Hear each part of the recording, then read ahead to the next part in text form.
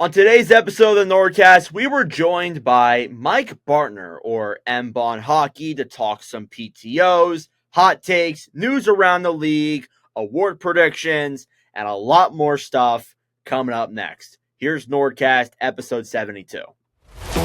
Do people in Canada have cable, like other people? We keep this up in the playoffs. I don't care. And at Chili's. Is it a Chili's? Achilles. Finally. You don't know that? Fuck you! Get this guy the fuck out of here! Alright, well, coming in at number 5, I got Anthony Stolars. Now! Jets are winning the cup! Thank you for watching and listening. What's up, everyone, and welcome back to another episode of the NordCast. It is Tuesday, September 17th, 2024.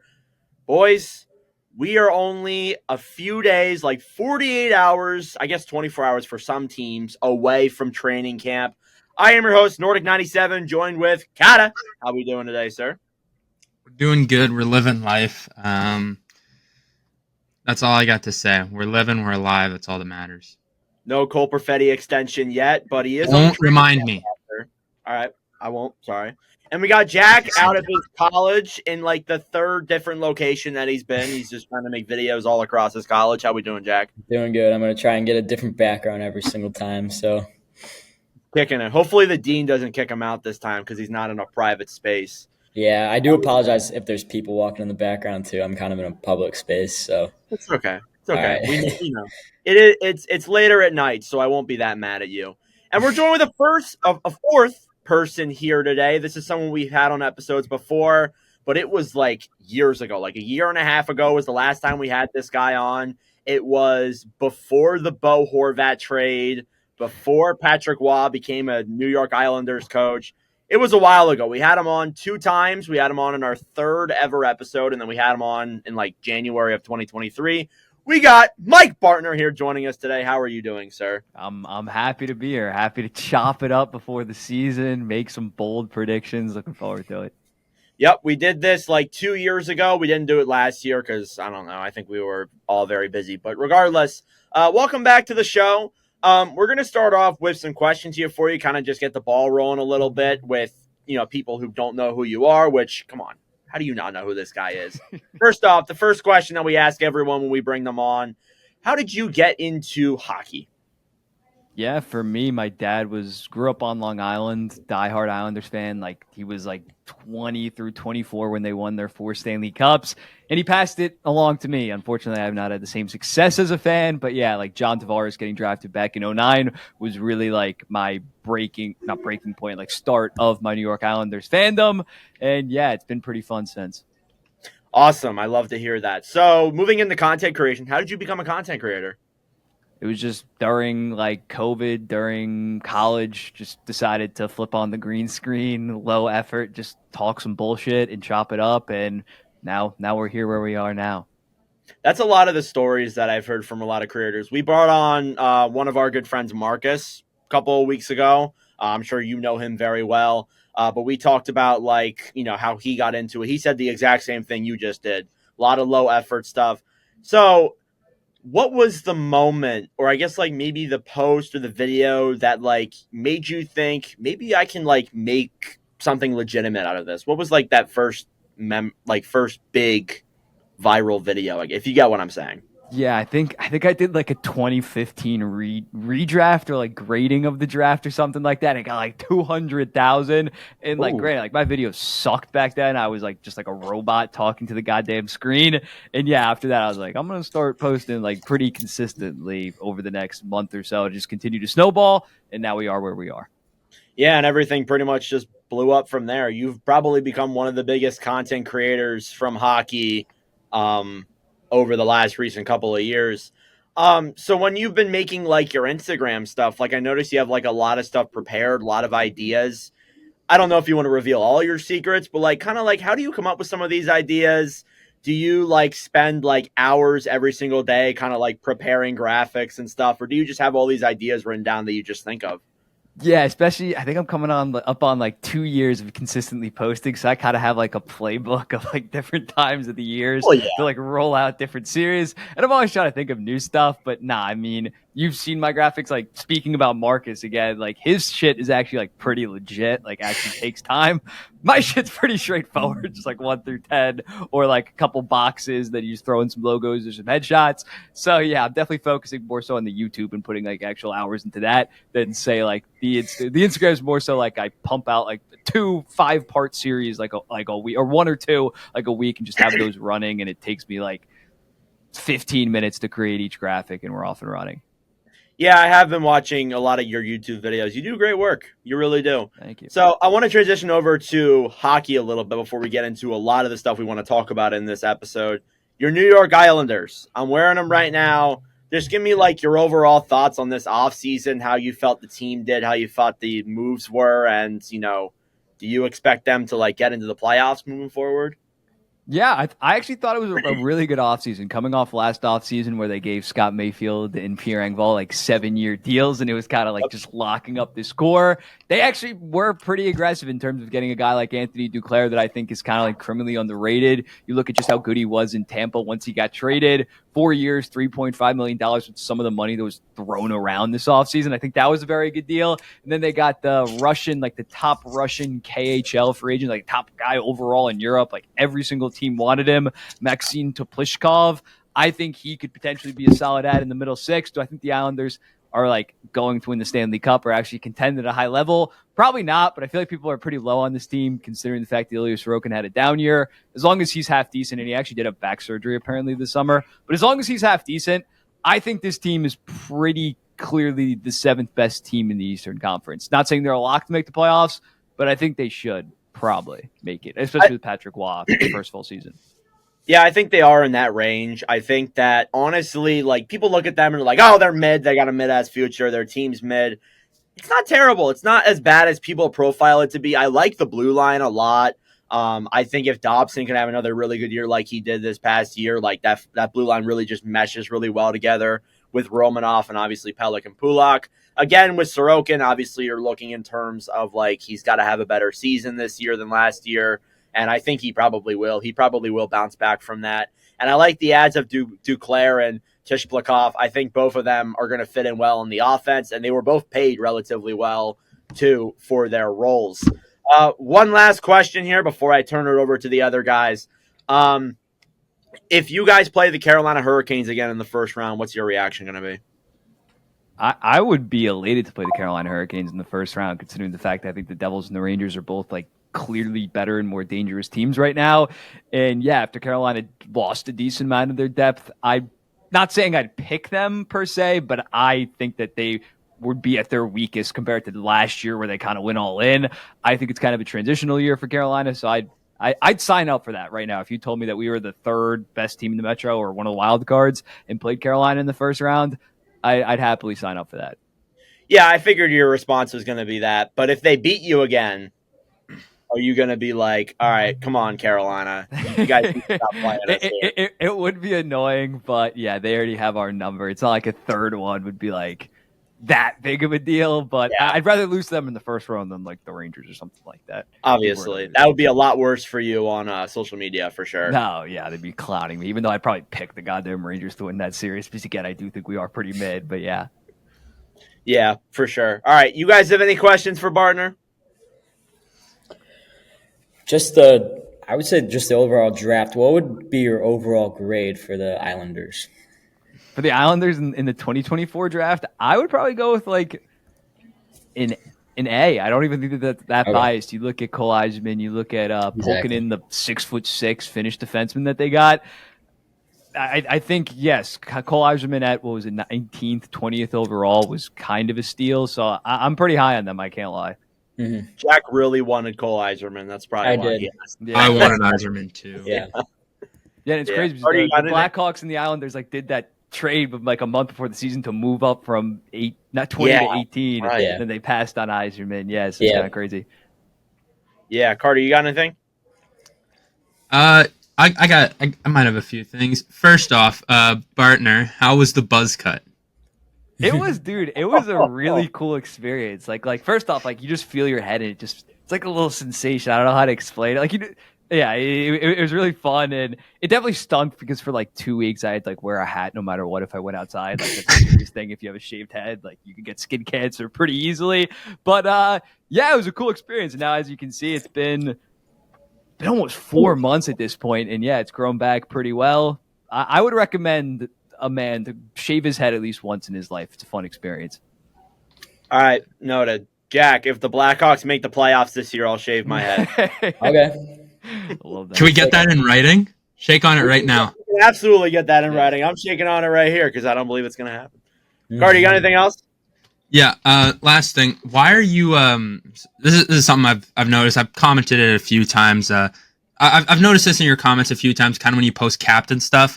Why are you so low on Adam Lowry as the greatest captain in the NHL?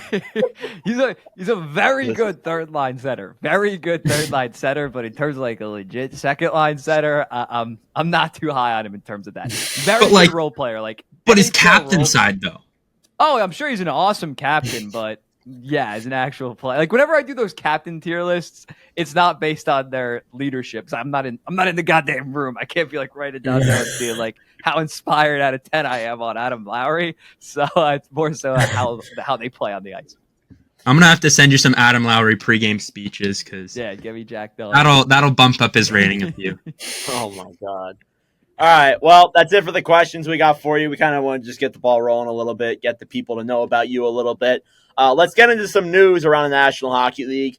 We're going to start off with some of the signings that have happened. I don't think I can really avoid this without just starting off with it. Sidney Crosby re-signed with the Pittsburgh Penguins to a 2-year, $8.7 million contract. That deal will begin in 2025-2026. According to the breakdown for Puckpedia, it will be at first year will be $780K plus $9 million signing bonus with a no movement clause.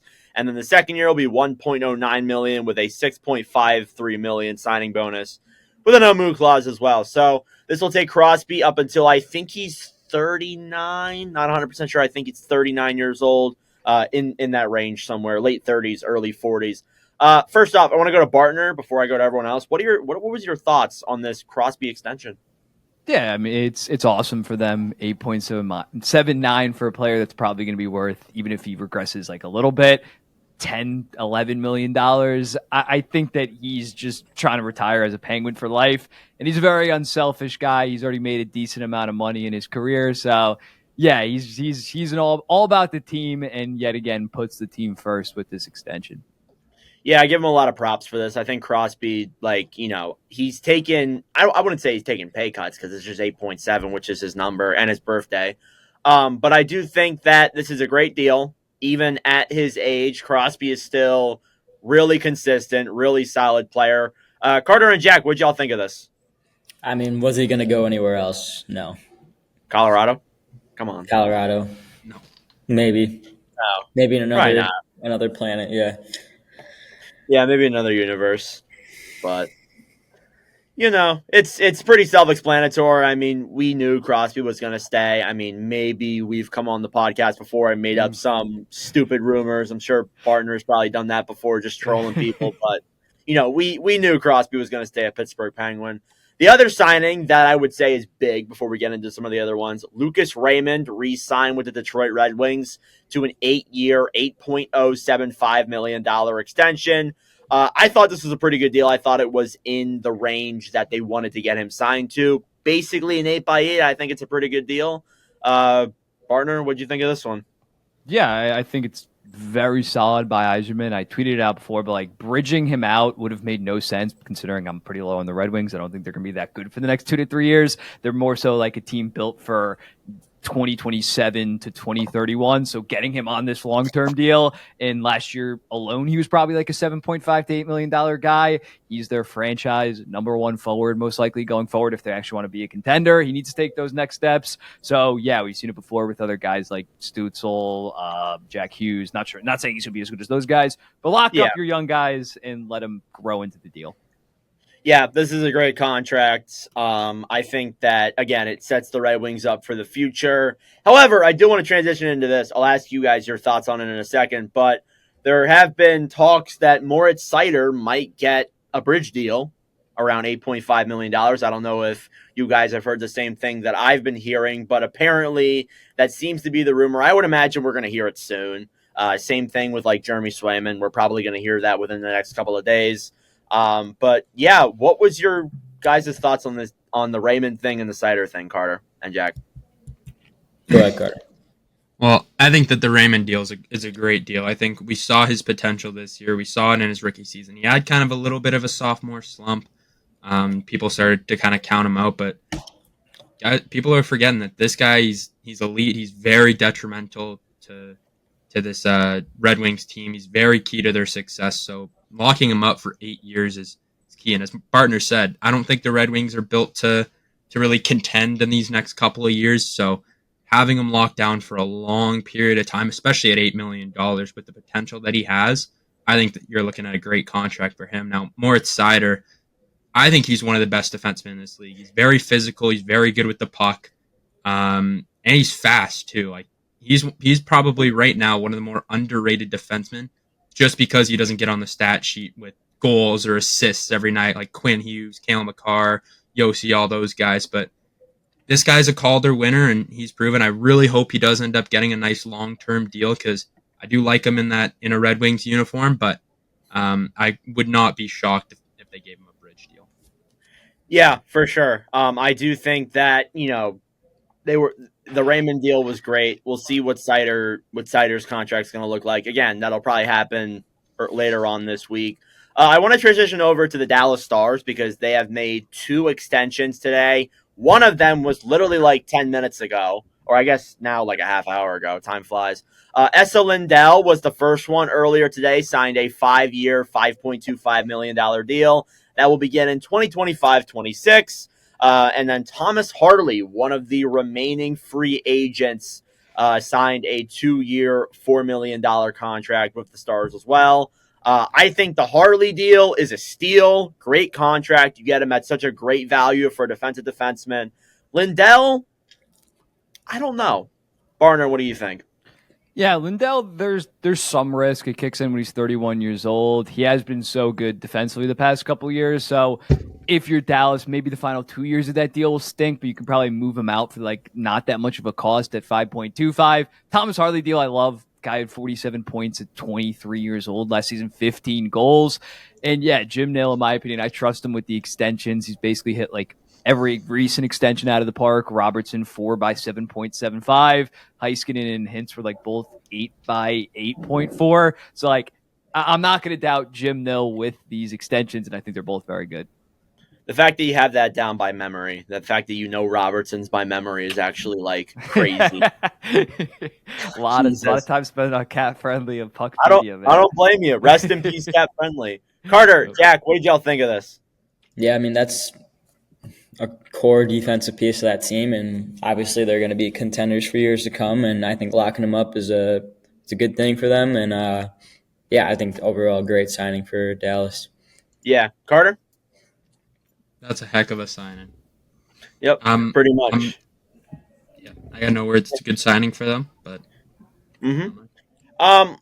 few more pieces here. Jonathan Berggren signed a 1-year, $825K contract. I almost said $825 million. I hope not. But good deal there for another RFA.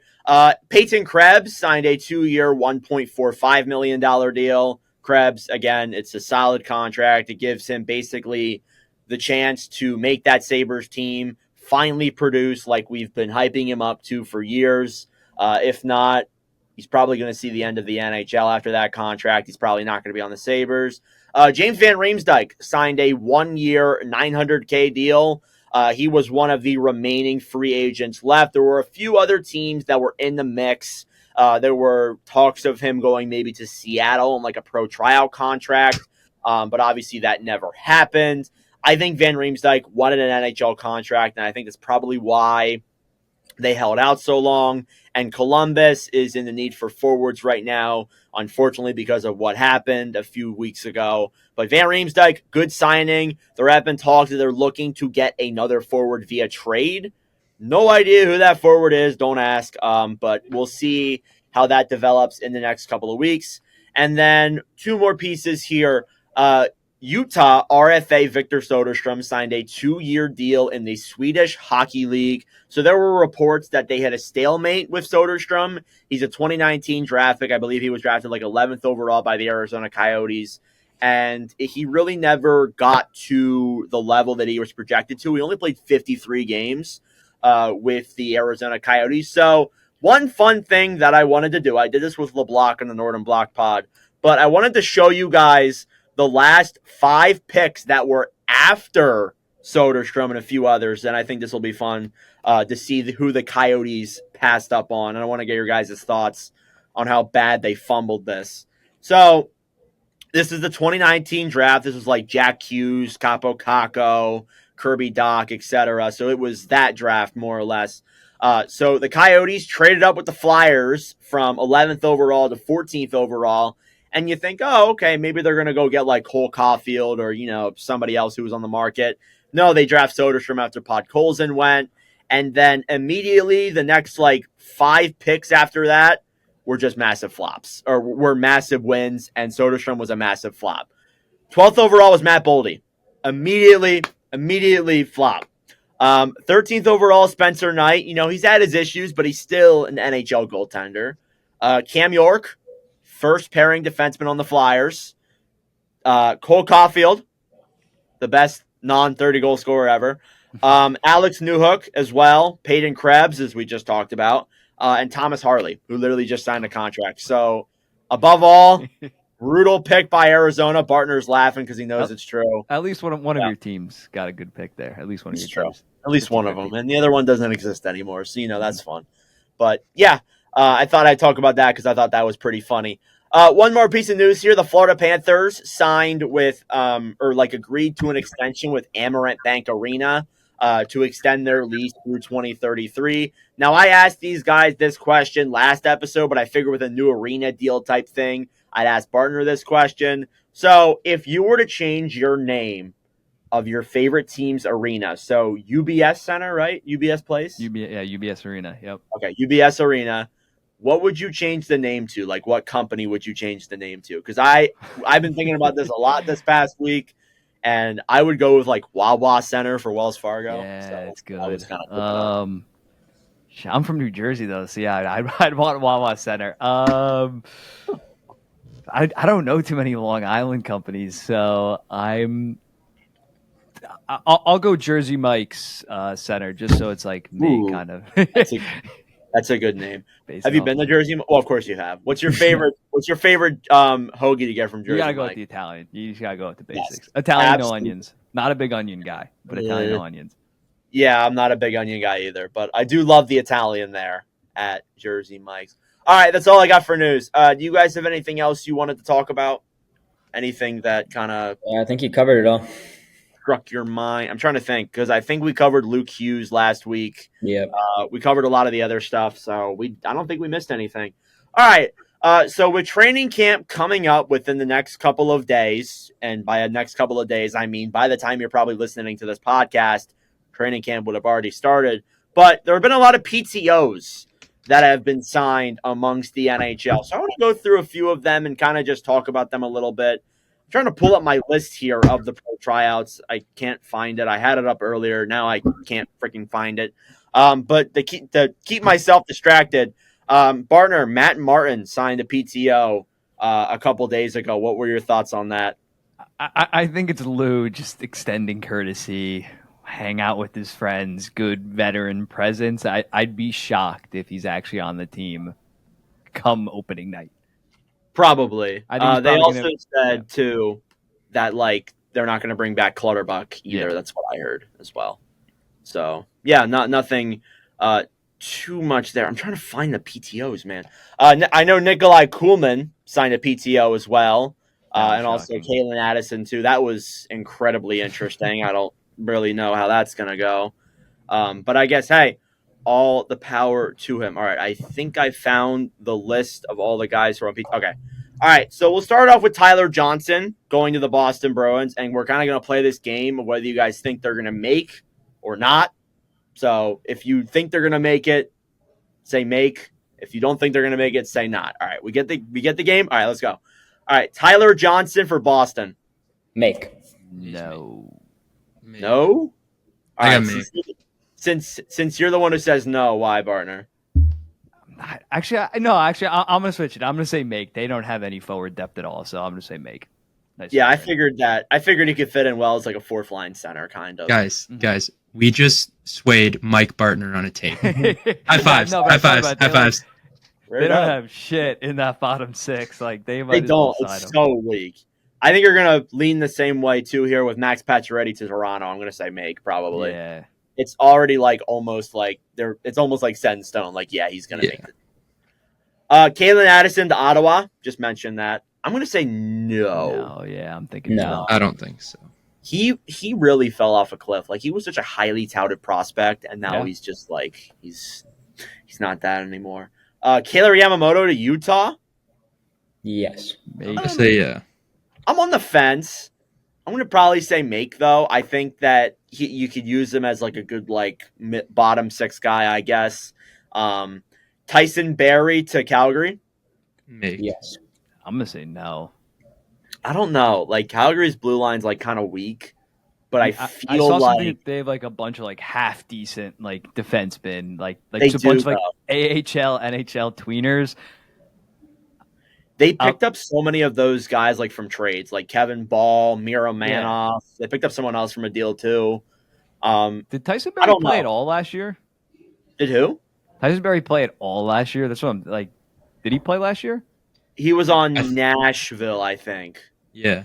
I remember there was something where like he wanted to seek a trade and nobody wanted him, so he just sat. I think he started on Nashville, but yeah, Yeah, because I remember. Dude Well, plays yeah, good he was defense. traded from Edmonton to Nashville in that Ekholm deal. Mhm. Tanner Pearson to Vegas. I'm gonna Ooh, say no. no. yeah, I'll say no. Yeah, I don't think so. Any other interesting ones? Sam Gagne to Carolina. No. Nah, That's the GOAT, man. they have a Probably bunch not. of His AHLs time's they can bring over. up. It's funny too because he played against Carolina in that 2006 final, and now he's trying to get over there on a PTO. Crazy guy.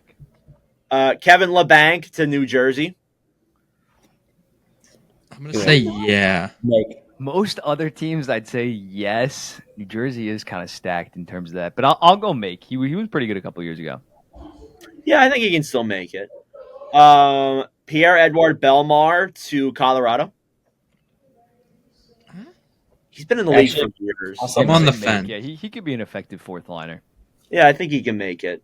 Sammy Blais to Vancouver. Probably not. Yeah, I they have don't a know. bunch of names. They're deep. I don't know. Blais I actually kind of forgot existed. He's really struggled. This will be a fun one. Travis Dermott to Edmonton. Because like the I'm blue not line sure, is so like it's so like iffy on that bottom Yeah. pairing. I don't know. If he does really well, I think he could make it, but I don't know. I think they like might lean like someone like Ty Emberson, but I don't know. Jacob Verano to Washington. I feel like that ship sailed, but I don't know. Oh, Yeah, I really? don't know. I feel like he could make it. He's coming for the comeback. He could. Steve Lawrence to Toronto. I'll say no. I'm gonna go no. Also, they're definitely gonna go. He could probably be better in a bottom six role, but I feel like they're gonna want to sign Pacioretty to. Yeah, to they're get gonna the want to. fans They're gonna hyped want up. to keep Patch for sure. And then last one here, Adam Ernie to the Rangers. Nah, Yeah, I'm saying no as well. I don't think he makes that team. All right. Amongst the guys who are signed to PTOs right now, which one would you say has the best chance to make the team? Make any team? I would say Pacioretty probably. Yeah, I'd say Pacioretty. seems It's like a pretty true much wing like move. set in stone Yeah. that he's going to get signed, unless if he does like absolutely terrible. All right. I think what's up next is hot takes. Oh, Carter's raising his hand. What do you got, I Carter? got one last thing. I completely forgot about this bit of news. But prayers up for Dakota Joshua. Oh, yes. I feel like we forgot to touch on that, so just prayers up for him. And Yeah, sorry. I wasn't on Puck Empire. I was on Puck Report and it didn't show that. Check your Yeah, balls. prayers up for Dakota Joshua. He's fighting with cancer right now, and I think it said he was going to miss the start of the year, so Yeah. prayers up for him in Vancouver. All right, I think it's hot take time. I think it's time to have some fun with some hot takes. So what we're gonna do, we have 3 hot takes per person. Last time we did this, we had some absolutely insane ones. Line scores 55 goals. All the Bartners were like very reasonable and actually seemed like kind of decent. And then you had me saying, yes, Ottawa wins the cup. Let's do it. All right. Yeah, we'll start with you this time.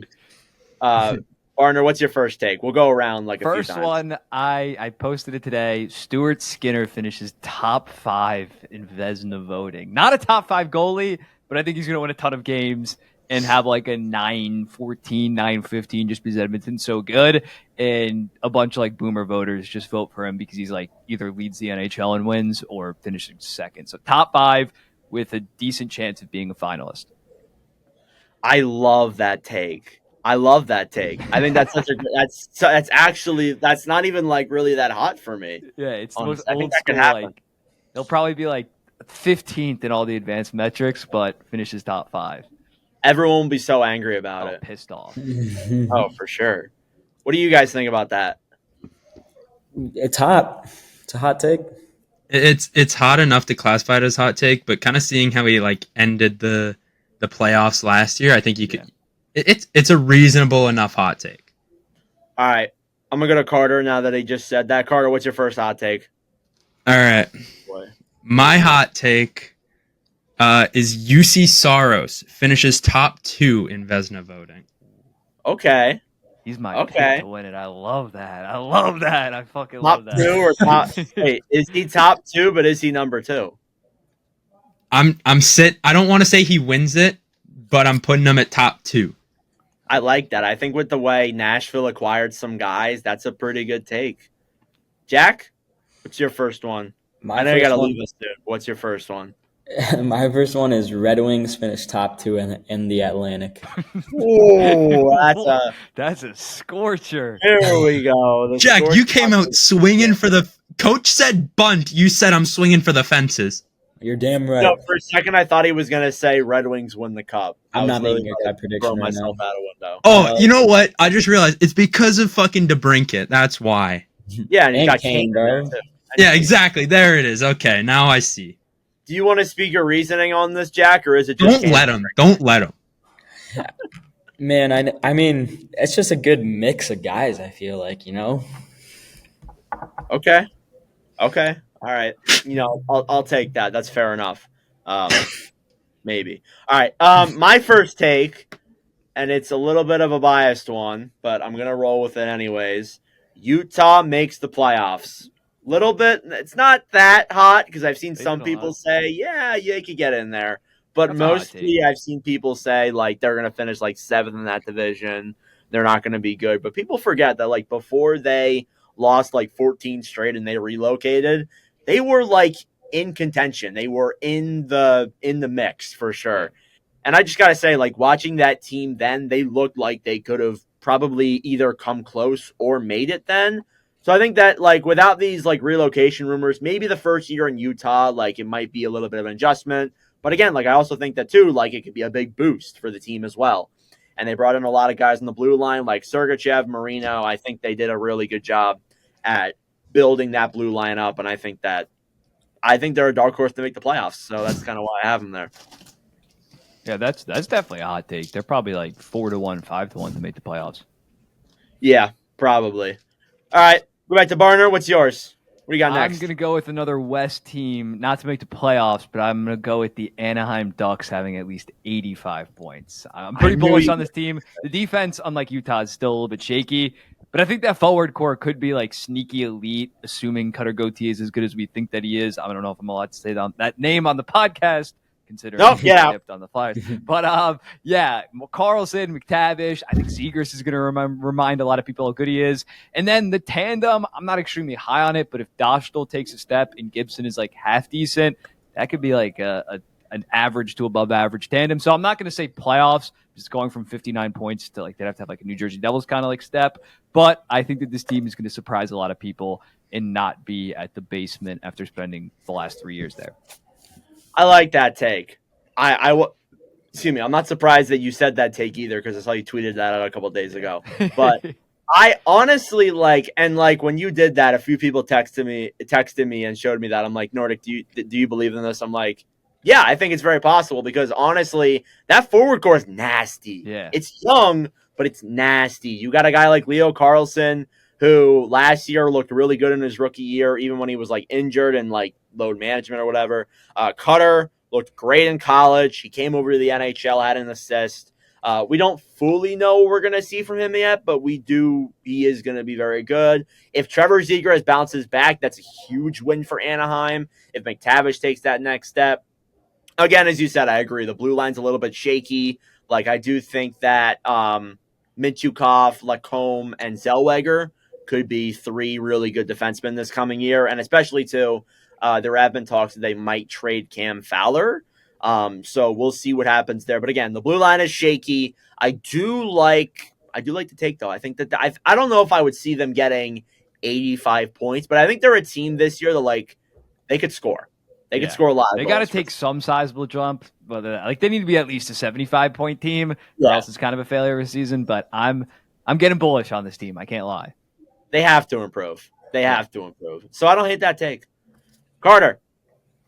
Well, my next one also happens to come from the Anaheim Ducks. And it's Trevor Zegras has his first 80-point season. Ooh, I like that. I love that. You want to go in depth with that a little bit? It's time.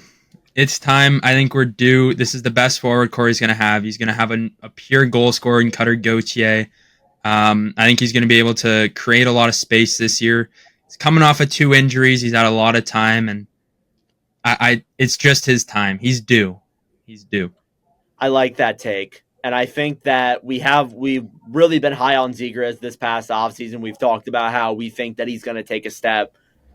I like it a lot. I think that take's going to age pretty well. We'll see, though. I hope so. Jack, what do you The got? second one is the Leafs make it past the second round. Ooh, okay. Bold.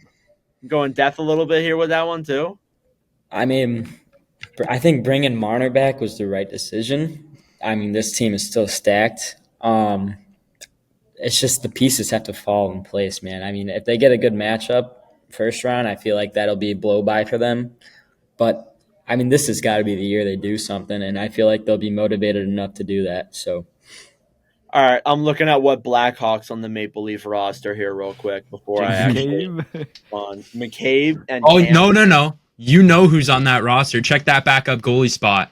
Oh, Anthony Stolarz. Damn. Yes, sir. That's why he went with it, because Stolarz is there. he's going All to right. carry. So let me talk about the Leafs a little bit. That forward core, it's a good first line, solid second line, and then it's just I don't know. They got David Camp, though. Yeah, but David Camp isn't a game changer. I'm sorry. I'm kidding. I'm not a huge fan of that bottom 6. I think I'm higher on it than most people are.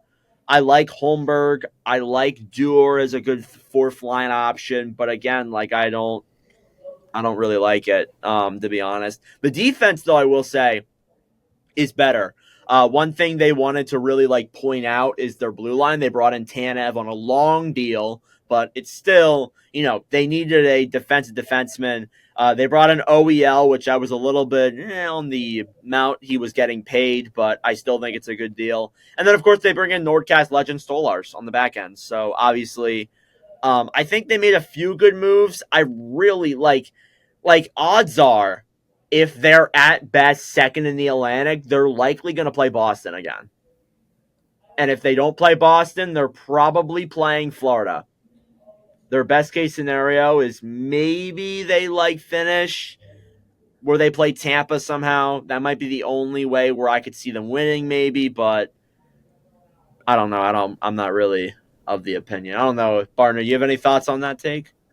Oh, yeah, I can definitely see it happening. Oh, okay. All right. Move on from that then.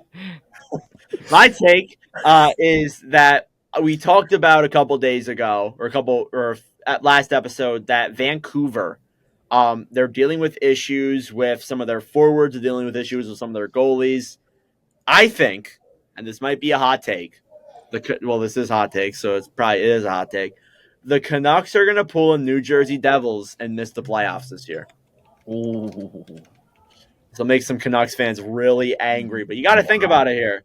Like, they're dealing with injuries in their goaltending. Unless if Demko comes back right away, I don't know. And if Vancouver has a really slow start, they've proven before that if they have slow starts, they usually finish outside of the playoffs. So I don't know. It was something that I've been thinking about the last couple of days, and I've kind of almost bought into it. I'm not gonna like say it in a video, but I've almost kind of bought into it. So yeah, I like it. Yeah, I mean they act like Shilovs is like the best thing since sliced bread, but if he has to be the full-time starter, he's probably going to get rocked a decent amount. Probably, yeah. Again, so I don't know. All right, last round of takes, Bartner. What do you got? A player that I think is maybe not win the Rocket or the Hart, but finish second in both is Kirill Kaprizov. I'm very high on him this year entering the year. I think he's going to be around 55 and 55. If you look at him, his final, 41 games of last season? I keep on regurgitating this stat in all my videos. He had 38 goals, 33 assists for 71 points in his final 48 games. He was amazing. He was amazing back in 2022. And when looking at Minnesota, when looking at potential narrative, getting them back into the playoffs, he's clear-cut the best player on the goddamn team. So right now, I'm going to pick McDavid to win the Hart. He's like, it's fucking McDavid. But I think Kirill Kaprizov, maybe he'll get like slandered because he plays in Minnesota and they'll get a ton of attention. But I think he's going to have a massive year. Minnesota's going to make the playoffs pretty safely. And yeah, he's finally going to get the respect that he deserves. Huge bundle of takes there, mostly on Kirill Kaprizov. I love that. I think I even said like a few years ago how valuable Kaprizov is to you in a top 5 players thing we did or whatever. But like I really do look at like Kaprizov, he's still at this stage like one of the more underrated players in the league. Mm-hmm. He has carried that Wild team time and time again. I do think that he's surrounded with better line mates now than he was like 2 years ago. I like Boldy, Erickson. You know, there's guys there now. Like the young guys have really developed and they're there ready to play. So I mean, again, if Kaprizov can play at that level that he did in the second half of the year, if Minnesota has a good start to the year and not just an abysmal start like they did last year, the goalie tandem can't shit the fucking bed like last year. Yeah, basically. If that doesn't happen, then I think that they can probably fight their way into a playoff spot for sure. They're just battling probably with other teams in their division, to be honest, like Utah, Winnipeg, Nashville. You know, so we'll see what happens there. All right, Carter, what do you got? Last take. All right, the dogs upstairs are barking, so I had to mute. So good thing I'm talking now. My last take, I don't know how hot this is going to be. I got Miro Heiskanen to win the Norris. Ooh. I think that's like 9-1 right now. That's spicy. Okay. So I think I'm going to be really high on Dallas this year. I have him as my MVP for the Dallas Stars. And I think the defense is going to be what takes them really far because we already seen how elite that offense can be. So I'm really banking on this defense stepping up and playing that offensive role as well as Heiskanen's a great two-way defenseman and his skating and all that. I think he's got all the tools to do it, like a Quinn Hughes and Cale Makar. But I think this is his year. So I'm taking Miro Heiskanen to win the Norris. That's one hell of a pick. Canucks fans are really mad at you right now, but that's one hell of a pick. I like that. Yeah, Jack, what do you got? Last take. All right. I have Laurent Brossoit becoming a top 15 goalie in the league. Per game last year, he was like top 5, maybe even the best. Yeah. So was Stolars. Wait, who said the Stolars the best? Just wait. It was him. It was him. Stolar. I mean, just look at Stolar's stats, man. Yeah, he was crazy. He was crazy. Don't look at the games played. Just look at his stats. Yeah, we goated. Yeah, I mean, I don't know about top 15, but I would probably see Mrazek over him, to be honest, because Mrazek I thought played decent. He wasn't that bad at all last year. Yeah, I don't know. Carter, what do you think? What are your thoughts on this? I want to hear. With the smile on your face you had when he said it, I want to know what you think. I mean, I've gotten to watch this guy so much as a Jets fan. He's one hell of a goalie. He's a great backup. He's a good fringe starter as well. Top 15 though? He's still young, isn't he? Is he? Oh, he's like. I don't think so. I think he's in like his 30s. Is he? He's definitely up there. He played in Winnipeg for like years. Let me find out for you here, Jack. Then he like randomly went to Vegas, just won a cup, and I was like, yeah, I'm gonna go back to Winnipeg. And now he went to the worst I thought he team. was like 28. No, he's 31. He's 31. Okay, well, I mean, he's had one heck of a career. Don't get me wrong here. Yeah. He's a Stanley Cup champion. He's Yeah, got good stats, but like he has in his entire or most games in a season this year by far. The opportunity's there. Really? Yeah, I guess. Well, yeah, I mean, like Winnipeg did win the Jennings Trophy, which is like the least goals allowed by goalie tandem. So I don't know. We'll see how that plays out. My final one, it involves the good old boy in Washington. We're going to the Metro. Alex Ovechkin not only breaks the goal record, but reaches 900 career goals. So he's got to get, I think, 47 goals this year. Wait, no. I think it's 47 because he's 41 away, right? And 894. I think it's 47, 48. So basically a 50 goal year from Ovechkin. wow. I think he can do it. Like in the second half of people forget how he struggled in the first half of the year, and the second half of the year he tore it up. And I think I can't remember what I think he finished with 30 goals around that range. So I think if he can have a good start to the year, have a good second half, again, like I think he could do it. And I think that even like breaking the record isn't really a hot take because I think it's going to happen. It's probably going to happen. Like if he doesn't break it this year, he's going to break it very early next year. But above all, like I think that he can do it for sure. But we'll see if the longevity, and I also think too, like with the players they brought in, yeah, they were good ads, but I also thought that some of the reason why they brought him in was to help the goal chase. Like Mangiapane, come on. He's gonna dish pucks to Ovechkin. Like, come on. Dubois, if he's not lazy, that's gonna work. So I don't know. I don't know what you guys think about that. Well, yeah, it's a big if. I know Carter's not that big on Dubois at all, but I don't know. Kind of been thinking about it the last couple of days. I like it. So yeah. All right. Any more hot takes you guys got that you kind of just thought about while we said ours or anything like that? I'm all good. All right. We're going to move into our last thing here. I think Jack needs to leave us, though. Jack, do you want to tell us why you have to leave us, though? I have to. It's I do have an exam due tonight. Wow. For psychology. psychology. So if anybody knows psychology, please help me. I got you. Thank you. It is online, so you know. All right. So ChatGPT? Maybe. Okay. Jack just exposed himself in the podcast. All right, Jack, thanks for coming. Right. I will talk to you about next week. But yeah, see you, dude. Adios. I will. All right, we'll conclude this episode. We might talk about one more thing, but I don't know if we can throw it in here. We're going to talk about awards, our award predictions. We did this last year. We might have some hot take ones in here, but we're going to get the ball rolling. We're going to start off with the Jack Adams Coach of the Year award. I'm going to start off with Bartner because he's our wonderful guest. Yeah, I'm going a little bit basic. I mean, I think he is technically the favorite. It's still like 7-1, 8-1, but I'm going Sheldon Keefe. When looking at recent award winners, it's either coaches that just got hired or got hired midway through last season on teams that missed the playoffs in the next season. They make the playoffs, and the Devils only had 81 points last year. So if he can get them back into the playoffs and safely into the playoffs, like I think is possible. And like I feel like, although the media is a lot based in Toronto, like the angle of him leaving Toronto and then winning the Jack Adams, I think that would help him a lot in New Jersey. He's a team that I feel like a lot of people like. Yeah, Keefe's a good pick. Carter, what do you got? I'll read off Jack's first. So Jack went with Sheldon Keefe. Same as Bartner, I guess. I don't really have to explain it. And then I also went Sheldon Keefe. So 3 out of 3 so far have gone Sheldon Keefe. I think this team it's due. It's been the goalie. If it's not the goalie, it was the coach.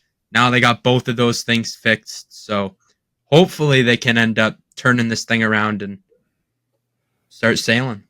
I don't hate. I mean, like, again, like, Keefe is the favorite. Like, the Devils last year, like, they obviously disappointed. They let go of Lindy Ruff. They bring in Keefe. I think that, like, and again, I want to get Bartner's, like, thoughts on this because we talked about it when me and Carter did our East preview where we talked about all the teams. We brought up Jersey.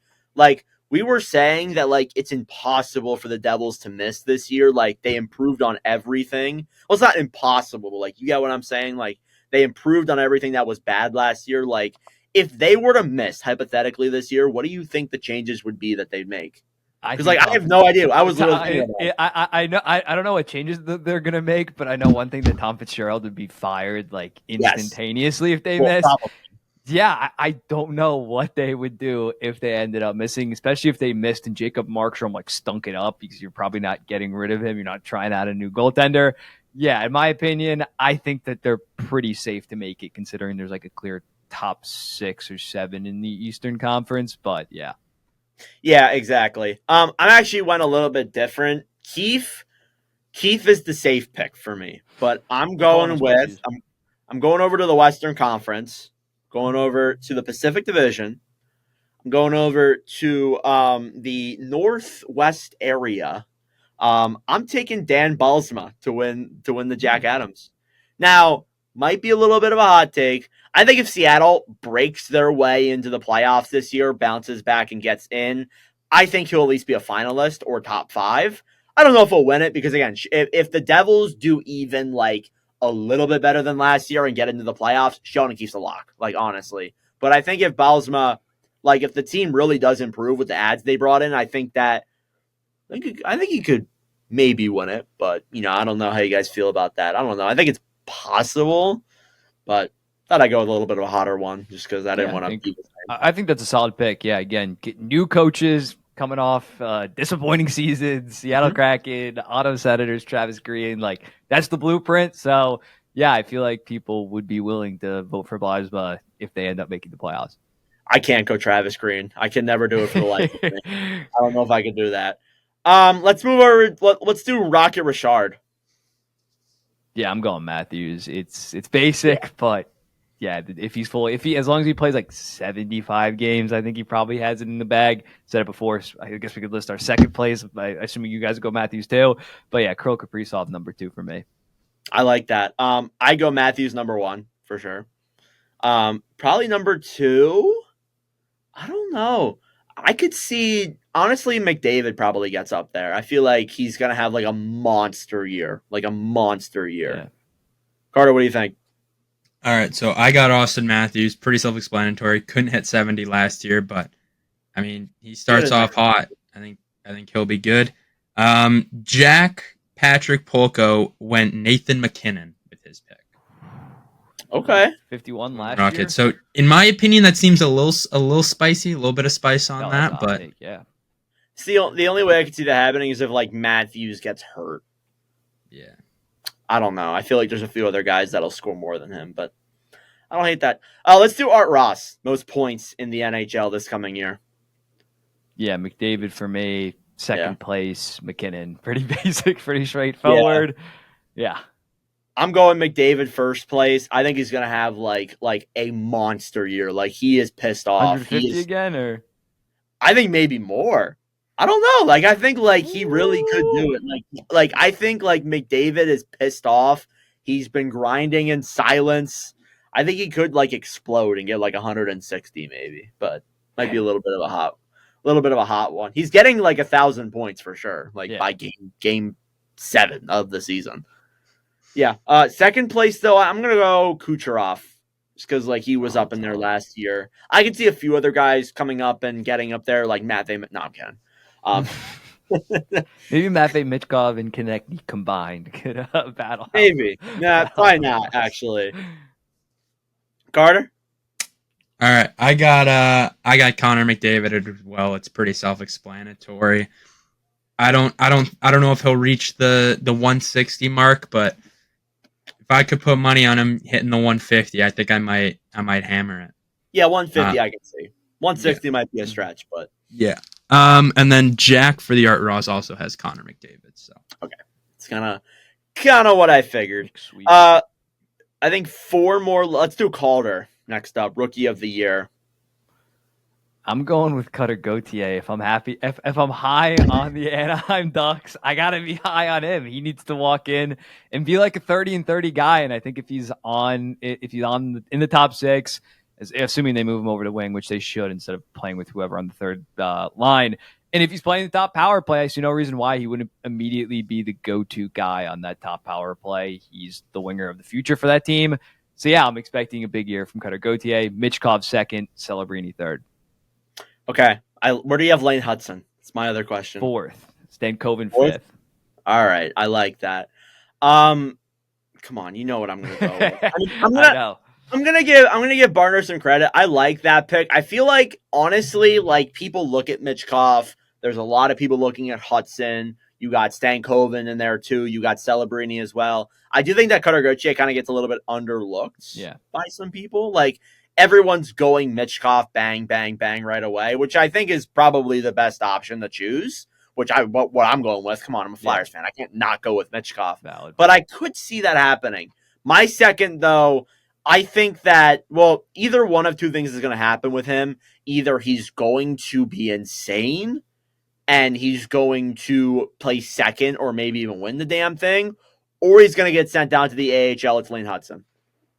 One of the two things. I can't see him getting sent down. I like that pick. His potential, could be running that top power play. Yeah. I don't know. I'm not as high on him as some other people are, but... Wait, didn't you just predict him to be second? Oh, wait. You're right, I did. Well, yeah, no, that's higher. There's a lot of people... No, a lot... No. I was trying to figure that out, too. No, I'm not running on a script, all right? Hold on. I'm going to put him second for Calder. I'm not as high on him as some other people. Because other people have what? Have you looked at Twitter? He might be on the first power play. You're like, who cares? He stinks. Like, Jesus. I didn't say he stinks. I don't know. Like, I see so much hype around him. I don't necessarily buy into all of it. Yeah, but Canadians I think fans that he can be really good this level, year. Yeah. Like some people were saying that he's going to be the next Cale Makar. I'm like, are you kidding me? You got to tune out the Montreal fans. Like they're just insanely biased and psychotic. Well, yeah, obviously. I mean, the Michkov to Minoff argument's the biggest thing. Let's not get into that. Michkov 1, Hudson 2. Carter, what do you got? I got Flyers boy Matvei Michkov winning the Calder. He had a year in Russia when everyone thought he was going to be there for 2 or 3. He came over here. He looks excited to be in Philadelphia, which I am so happy about, because if he came here and he looked upset to be in Philadelphia, I'd start getting really upset and I probably wouldn't pick him for the Calder. But he looks excited to be here. He looks ready to play. Looks like he's having fun out there. He scored in his rookie debut. Wasn't a Matvei Michkov goal that we're used to seeing in the KHL. Right over the circle, snipes at top corner. Little greasy goal, so he's not afraid to get in the corner. So I think he's due for a nice little rookie year. And I'm excited. I'm so excited to watch Flyers hockey again. Jack also has Michkov. I just gotta say, like, the amount of excitement around Michkov in Philadelphia, like, I feel it here. Yeah. Like, it's wild. I had a teacher come up to me and say, like, are you excited to see Michkov come and perform? I'm like, hell yeah. Like, the amount of excitement around this guy is unreal. Carter, who would be your second place guy? Is it the guy you're not high on, Lane Hudson? I'm kidding. My second guy, I think I'd say Macklin Celebrini. We've already seen what he can do as a 17-year-old against 20-year-olds, and how he still just absolutely dominated, like 20, 22-year-olds even. Like, there might have been some 23-year-olds from COVID rules, like, and he dominated them. So I don't expect him to dominate at the same pace he did in college, but I still expect him to be a top pairing guy for sure. For the San Jose Sharks. That's the team. Yeah. I like that. I like that pick. Jack had Michkov. I don't know if I said that yet. Yeah, he said his second one was Frank Nazar, by the way. Oh. Well, that's probably would have if we asked him that and he was still here. For sure. All right. Let's do Vesna next. This will be a fun one. Yeah, I'm going UC Soros for all the reasons that Carter listed earlier. I think Nashville's going to be a very good team. This guy has started the most games each of the last 3 seasons. He's a workhorse.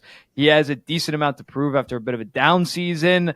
Yeah, I'm high on UC Soros. I think he's been criminally underrated in prior years, and with the finally having the team around him that like can actually get him a shit ton of wins, I have him winning. Second would be Swayman, who I'm pretty high on. I think he's going to show up as like the legit number 1, 55 to 60 games. And then third, Shesterkin, kind of basic, kind of straightforward.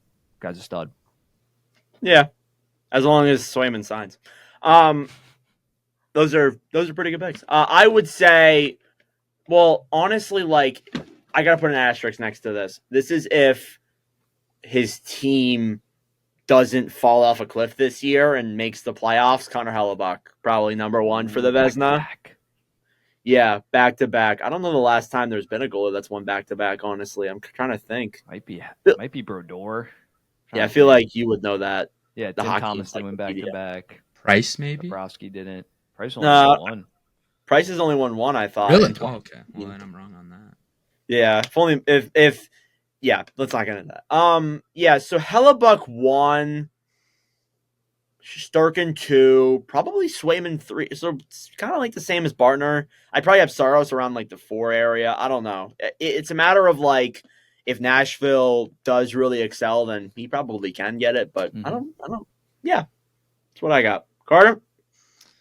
I got Igor Shesterkin to win the Vezina.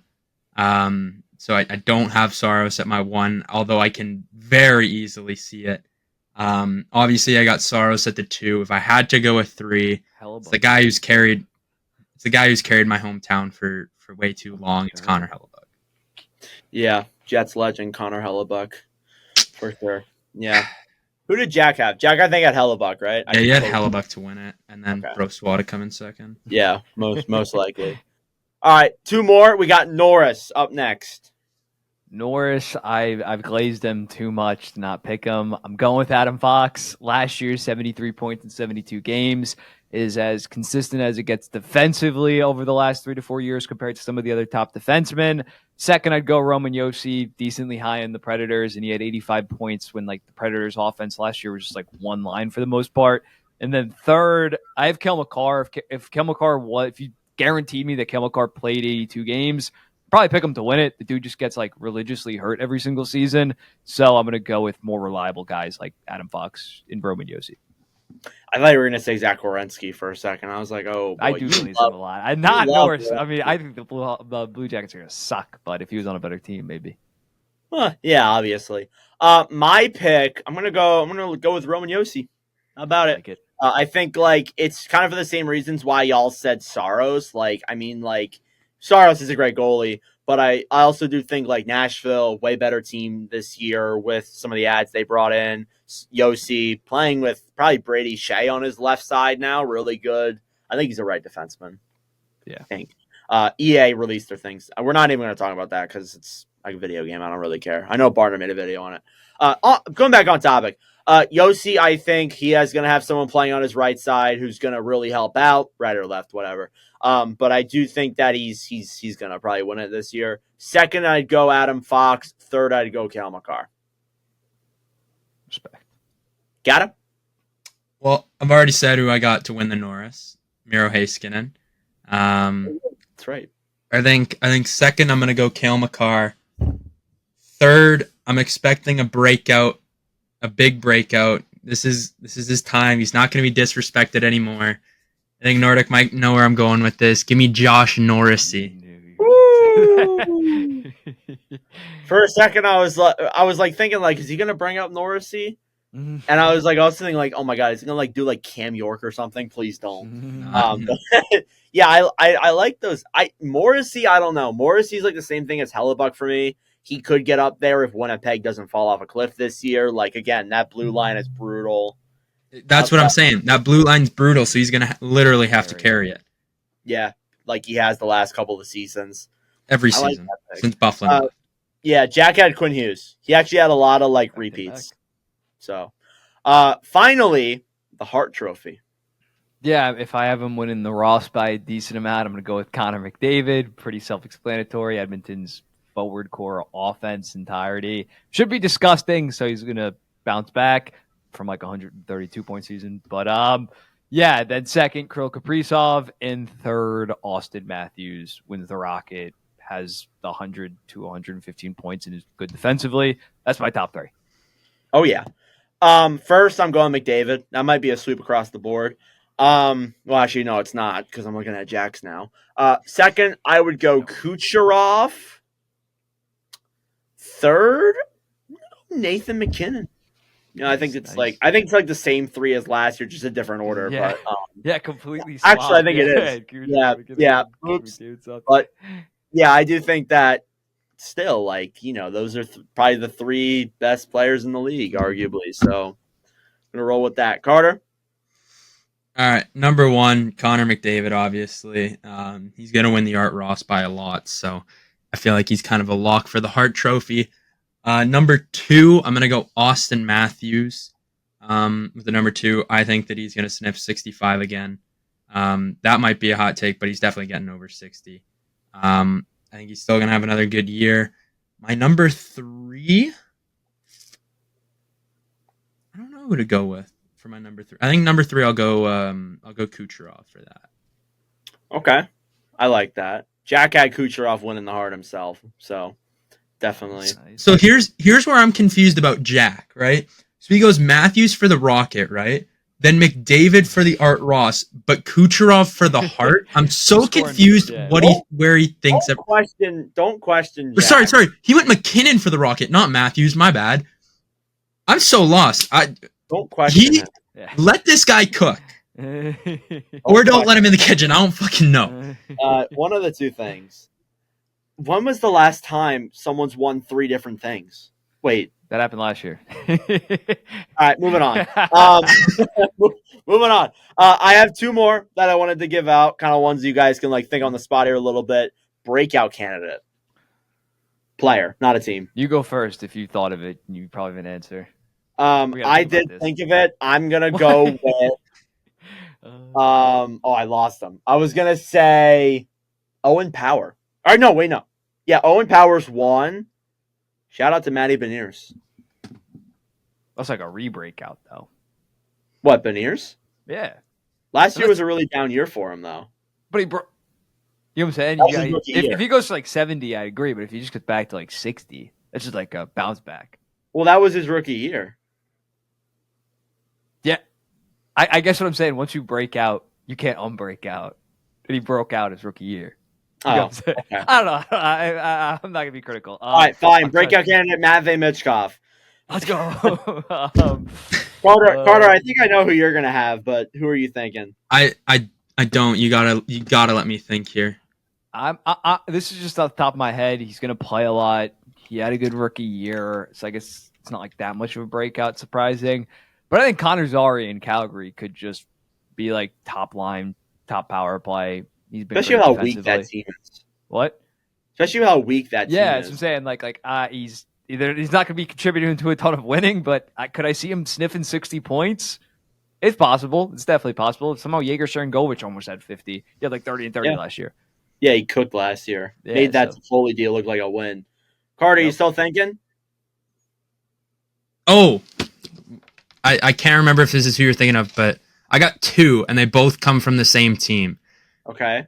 So my first one is Bowen Byram. I'm expecting a big season out of him. I think that Buffalo defense is so good, and especially if he plays with Darlene or if he plays with Owen Power, that is going to be a great punch for him because I don't think that he's going to fall off from that 1 or 2 spot. So I think Bowen Byram's going to be my guy. And then this one is, Bartner, you can say if it's a re-breakout or not. I don't really know. Underrated Dylan Cousins.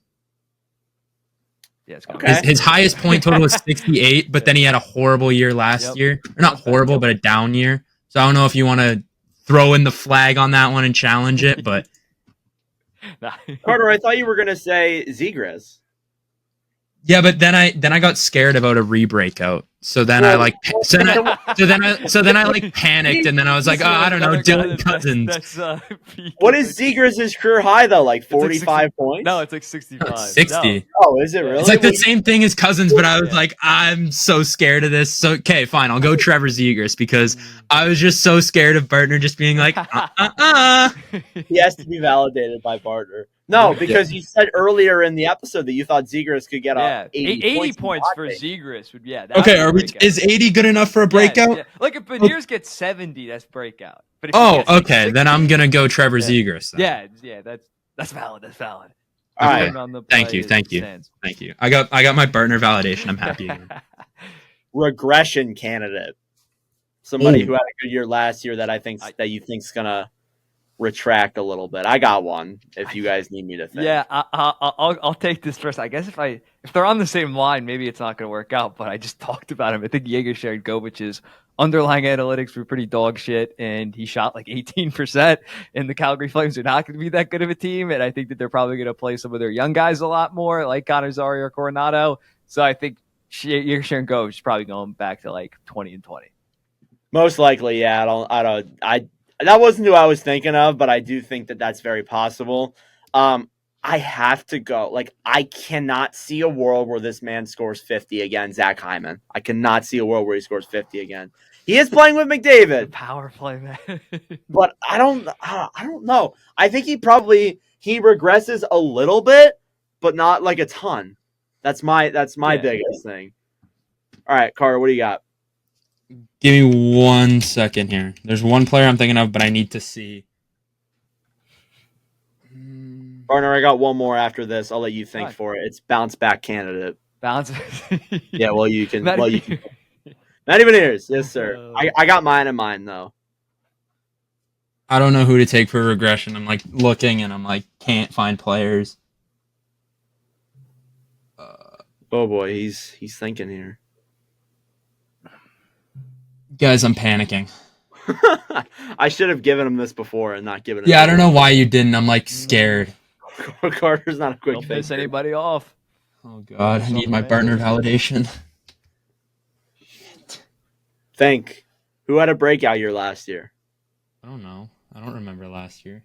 Oh my God. Do you want to just say no one and move on? I'm just gonna say no one. This is taking too long. Okay, all right. Next up, bounce back candidate. My pick is Tage Thompson. Solid. I think like that's the only valid one I've had. But the guy can like honestly like last year was such a down year for him, not just for him, the whole Sabres team. So I think he can bounce back from that. Yeah, I'm sticking in the Atlantic. I think even though he was still like 70 points in 75 games, Tim Stützle is getting back on track, getting back to the 90s. That's a good pick too. Open up. But yeah, I think he's gonna be good. Carter? Trevor. Yeah, that's what I thought you were going to say. Yes! I got to give you an easy one there. All right, that's all I got for those kind of questions. I have 7 questions here that the fans submitted today when I mentioned that we're talking to Bartner today. So we got a few here. They're not going to be that big. Spend a little bit of time on them. We'll start with the Islanders questions. LMH_623 sent us 2. He said, how good will the Islanders be next season? Will Sorokin bounce back? We kind of already talked about this at the beginning, but I'll let Bartner go since this is. Yeah, I'm going to say 98 points battling with the Hurricanes the final week of the season for the 3rd Metro spot. I like that. And the Sorokin thing? 9-13, 9-14, and like, especially dealing with his back injury, probably only going to play like 52 games. Barley gets like 30. All right. Will Tishblikov surprise everyone?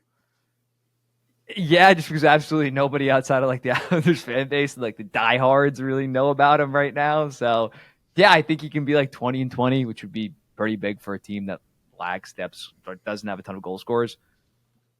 Yeah, pretty much. This one, we got 2 here from our producer, Shane.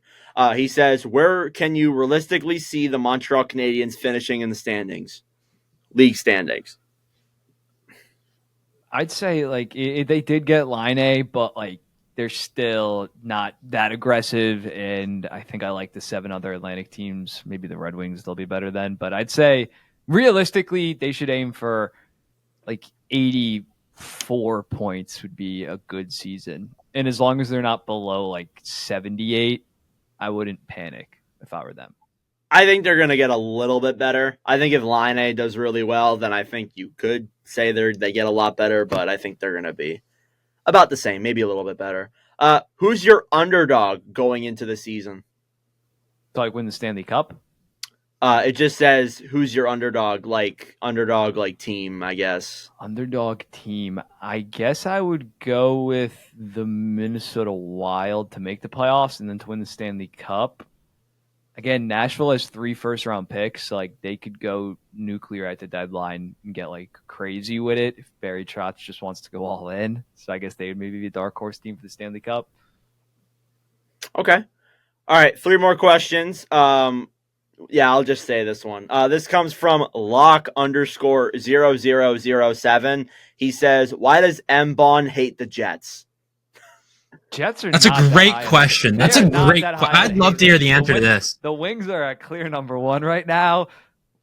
I don't know. They're just like perfectly average and just have like an elite goaltender that doesn't show up in the playoffs. Like I'm not moved by them that much, if that makes sense. Like they're just very, and then their prospect pool is like good but not great. Like I'd say they're in a better spot than the Islanders. Honestly, like they're in a similar spot as the Islanders, but they have a slightly better prospect pool.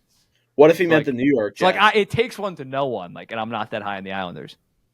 Yeah, fair enough. What if he means the New York Jets? Wait, well, why do I like the New York Jets? We're winning the Super Bowl this year. I'm optimistic. There we go. Oh my God. I don't know. It just says Jets. I thought I'd throw that at you. This next one comes from Ken Dowsett06. Elias Lindholm point predictions. If he doesn't get over like 66, Don Sweeney messed up big time. I'm going to go, even though I don't like the signing that much, I'm going to go with 69 points. Nice. Literally. Jinx, you owe me 10 grand. Playing with Pasta, he should be much better. Yeah, for sure, on that first line center. This last one from Ryan Bar 00. What will an Ullmark extension look like? In Ottawa, it's going to have to be like, I think like 5 or 6 years at $8 million probably to keep him there. Because if he hits the open market, someone's going to pay him like a disgusting amount. He'd be, assuming he's half decent in Ottawa, he'd be like the best goalie to hit the open market since Bobrovsky, I guess, in 2019. So like they're probably going to have to overpay a decent amount because he's a pending UFA. It's Ottawa. So yeah, I'd say like probably kick in when he's like 32, 33, so 32, I think. So 5 years, $8 million. Seems about fair. Most likely. That's kind of where I see the range of him getting. If he leaves, though, then that'll be a disaster. Yeah, that'll be bad. Yeah, that's all I got. That's all we got. Bartner, thank you so much for coming on. It's always a great time when we bring you on to an episode of the show. Man, thanks for having me on. We got to do this more often. I don't want another 1.5 year break. Oh, I won't let that happen. We'll bring you on probably like early next year again. Maybe we'll go meet up for a game out of the blue. Dude, definitely. No. He's got to come down for the Flyers Anaheim game. Yes. Yeah. Oh, dude. I will fucking be there for that. That's gonna be the booing. Is gonna. When is that? All right. Do you know what date that is? It is. I think it's in January. I think it's a Sunday or Saturday too. It's Saturday. So it's like a sold out. Like a 6 p.m. game. So all right. So who's splurging on a suite? Come on. Who's Nordic? Sweet. Nordic, you're getting a suite, right? Oh, the tickets as it is are already expensive as hell for that game. Dude, come on. Nordic, I know you got that money. Hang on. No, let me go look at I do not have that money. I'm literally so poor right now. Nordic, just trash the Nordcoast fund and let's dump it all on a suite. Yeah, facts. I haven't even put money towards the Nordcoast in like a year. No, I want to bring this up. You look at like the games around it. Flyers Maple Leafs, $44 cheapest ticket. Flyers Stars, $39 cheapest ticket. Flyers Panthers, $48 cheapest ticket. Flyers Red Wings, $51 cheapest ticket. And then you got goddamn Flyers Ducks, $92. Yeah. Again, Flyers don't have that much to look forward to. They're going to fucking hate watch that game. And they're so glorious to that. Realistically, who's coming down to Winnipeg for Jets Penguins? Oh, that's another good hate game. I think the the Gautier hate is even worse because at least Oh, you guys got- Philly fans are worse. Well, because especially because like if you guys got Jaeger, so you could arguably be like Jaeger's going to be better than Gautier at this point. Flyers fans, it's tough to be like, I'd rather have Drysdale in the 39th overall pick, and especially I think the Ducks are going to be good, so I think that pick could be like 45th. Pain. Sucks being a Flyers fan. I will say this though: if we're bad, that's the best thing that could happen to us. Honestly, Yeah. we get a top 5 pick. Yeah. I think I don't know if it Appreciate saves your our thought on future, that. but it makes it look a lot better. Yeah, For sure. you can get a franchise piece. So I looked up the suite cost. It cost $546 for 2 tickets. So I guess I'm taking one of you, and it's probably not going to be Carter because I got to fly him out here. That's actually not that bad. I thought it'd be worse, honestly, for that game. I now- agree. Jeez. Now he's thinking about it. Yeah. All right. Well, that's all I got for episode number 72 of the NordCast. I forgot to talk about NFL at the beginning of the episode. I do apologize for that. Just touch Good. base on it a little bit here. Falcons beat the Eagles. That's about all you need to know. The Jets won, so that's Bartner's team. That's great. We actually play the Jets Thursday. So like literally we only get like a 3-day break. So Patriots. have fun, We, Bartner. we do not play. It's the Patriots, dude. Oh, I'm reading it wrong. I'm sorry. Dude, come Play on. the Saints. My bad. I wish we played the Jets because we probably win. I No, we would not. don't know. Did you not? Did you watch the game? Don't even ask that question. You know I didn't watch the game. Oh. Yeah, exactly. All right. I need Aaron to, Rodgers would pick us apart. I need to end this episode here because I've made so many errors today. This is not a Yeah. We gotta Partner. get that. Thank you for coming on. Where can the people find you? Thank you for having me, and Mbonhockey on Instagram and TikTok, Mike Bartner on Twitter and YouTube. Thank you for having me. Love you, boys. We got to do it more often. Yes, sir. We got to do it. All right. That'll conclude this episode of the NordCast. Thank you for watching or listening. Roll the new intro. I'll see you guys.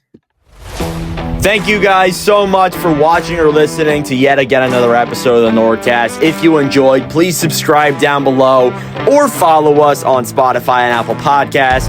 If you want to follow us on TikTok, we are at NordCast. If you want to follow us on Instagram or Twitter, follow at NordCast_. That'll do it for this episode. I'm Nordic. Thanks for listening from all the crew, and we'll see you guys in the next episode.